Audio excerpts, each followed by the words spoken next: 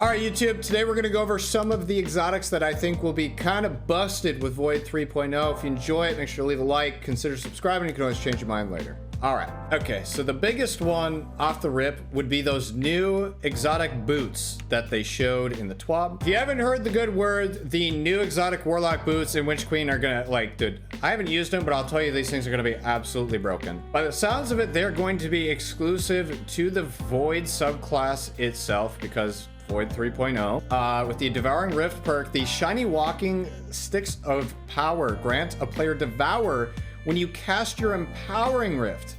But on top of that, it also, when you cast an Empowering Rift, it also acts as a Healing Rift. So not only do you get Devour procced, in which Devour, every single kill, you get an entire full health bar and really fast ability regen. It allows for both damage for both allies and individual players to disrupt foes, but in style. Disrupt foes, you can overload enemies by dropping your rift. I never thought I'd see the day where they would make exotic armor actually intrinsically overload, especially Warlock Devour boots, but here we are. There's been this long running meme, if you don't know. People always go, buff Devour, and people say that because Bungie has been in a rhythm literally since this game is launched. Devour has always been very, very strong, and they just continue to buff it. They have not ever nerfed Devour one time. They always find a way to make it better. But with these boots, you're gonna stack Empowering, Healing, Devour, Overload, and they're stylish. So I think these will be the most important part of Void 3.0 for Warlocks. But besides that, I'm just gonna go over a few of the options that I think will be good regardless, because these other exotics will be versatile across other subclasses, not particularly just a Void, even though I know this video is about Void. I Have Another World. This is one of Error's favorites. Highlights priority targets. That part doesn't matter, but it improves the regeneration of your grenade, melee, and rift abilities. That means, like, when you have Devour, not only every kill you get are you getting those abilities back, but when you stack that with I Have Another World, you're just going to be getting them back that much faster. Apparently, you cannot consume your grenade anymore to pop Devour. That doesn't mean there will be any less utility with this though. If you get your abilities going faster and faster with kills, the more you're outputting your nade, the more likely you are to be able to proc Devour with those ability kills. So whether it's grenades or melees or your super, I still think this is going to be a really solid option, personally. But on the same side, you also have NEZAREC'S Sin. NEZAREC'S Sin, Void damage kills increase ability regen recharge rate. And Void damage kills in this scenario also count as Void weapons, not just Void grenade kills or Void melees. So not only are you getting your super faster, if you have Devour proc, you're getting your nade back faster, you're getting your melee. It's almost, at this point, I think NEZAREC'S would be the one-up to I Have Another World in my eyes. It's hard to tell for sure without physically testing Void 3.0 itself, but if there is one Void exotic that I know will be really solid, it's this one, NEZAREC'S Sin. Another one I throw on the list just because it hasn't gotten a lot of utility, to be honest. It used to be good in D1, but in this case, whenever you pop your super, you're going to regenerate health, melee, grenade, and rift energy. That's not specific to Void necessarily, but if you're using your super on Void, if you get a super kill, you're going to get Devour procced. But you also get all these things back. So the chaining abilities going forward. Listen, you can already see Twitch chats trying to roast me for this. Where, like, if you're about to die, cast your Nova Bomb. You're going to get all your abilities back when you cast your super. For the gloves, I really only have one thing. For the Chaos Accelerant, they did put a little bit of a nerf on these. But if you're charging nades and running Controverse, it's when the damage tick of, like, a Vortex nade hits the ground and hits an enemy, it increases how fast you get your grenade back. So there is a possibility with the Void 3.0 that you throw this and maybe are able to get close to your full nade back like this. That's the difference here, is Top Tree Nova was the only good subclass, or the only subclass you could really pair with these gloves. But now with Witch Queen, since you'll be able to use whichever super you technically want and still have a chargeable grenade, I really think that Controverse could be a really, really, really solid option if you want to output a lot of nades. But I do think Controverse will be good, really good for that reason. So if there's an encounter where you need to throw a lot of nades, or a lot of nades would be useful, especially to keep Devour going. You could run Controverse. Since NEZAREC'S is so broken, it makes everything else look like child's play, but the thing about Controverse is you don't need to get kills. It's just that grenade needs to tick on an enemy. Even if it doesn't kill them, you throw the nade at their feet, you'll start regenerating your nade back, which is why I really like it. Verity's Brow. Weapon Final Blows with a damage type matching your subclass energy grants Death Throws, which provides a grenade damage bonus and grants you grenade energy.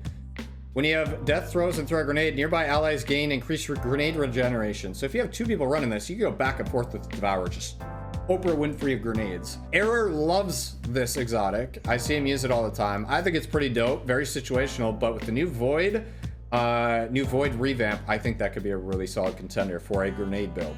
That's gonna wrap it up for Warlock. We'll move to Titan next. Okay, a couple of things for Void Titan. This one's been around the block. This thing's been around forever. Helm of Saint 14. Anything that enters your bubble gets blinded. Do I think it's as good as just using blinding grenades?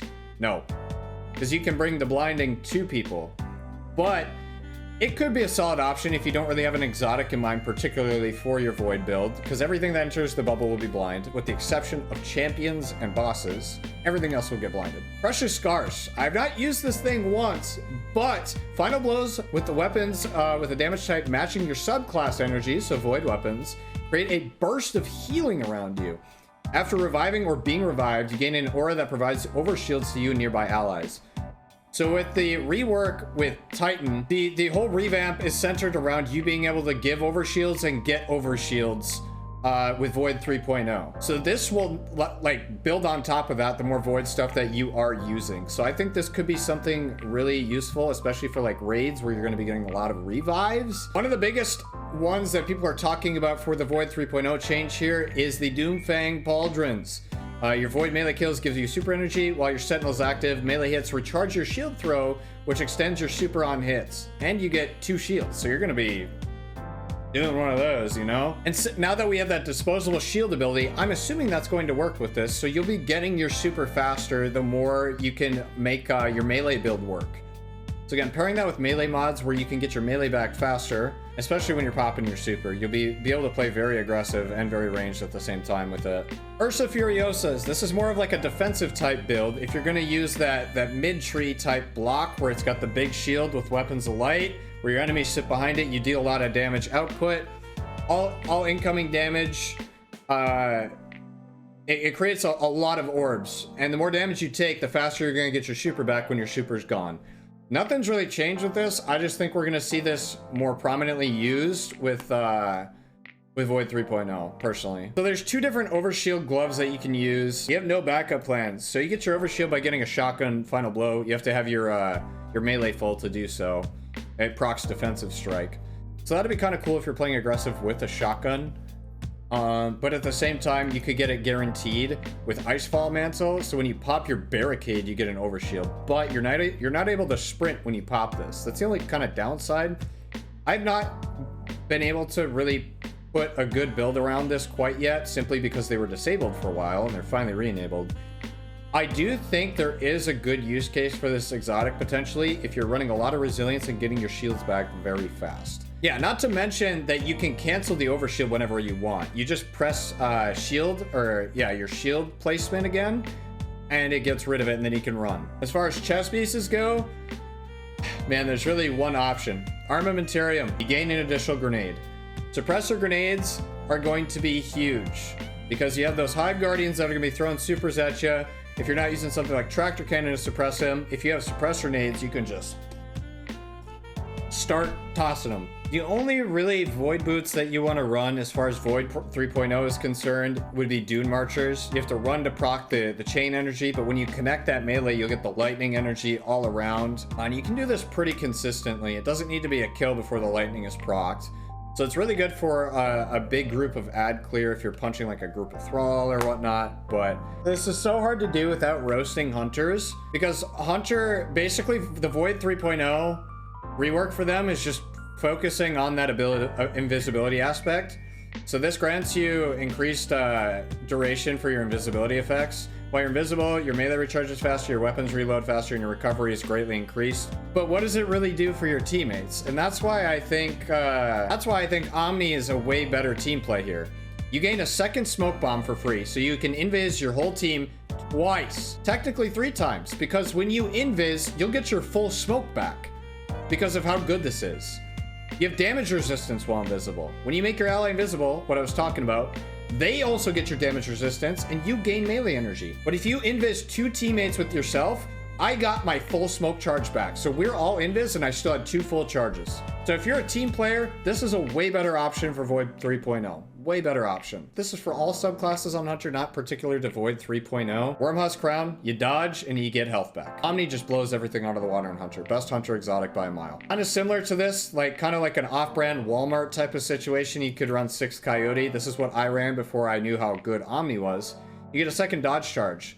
So if you're running Gambler's Dodge and you go towards an enemy and you dodge, you get your full smoke charge back. So you can do that twice with your dodge. And if you have a lot of mobility, you get those dodges back really fast. So you basically can just continually get your smokes back as long as you have an enemy to dodge around. As far as Hunter goes though, guys, I'm gonna keep it a stack. Just run Omni. This is really the saving grace for Void 3.0 for Hunters. Hunters kind of got the shaft with the Void 3.0 system. You could run Orpheus rigs if you want to.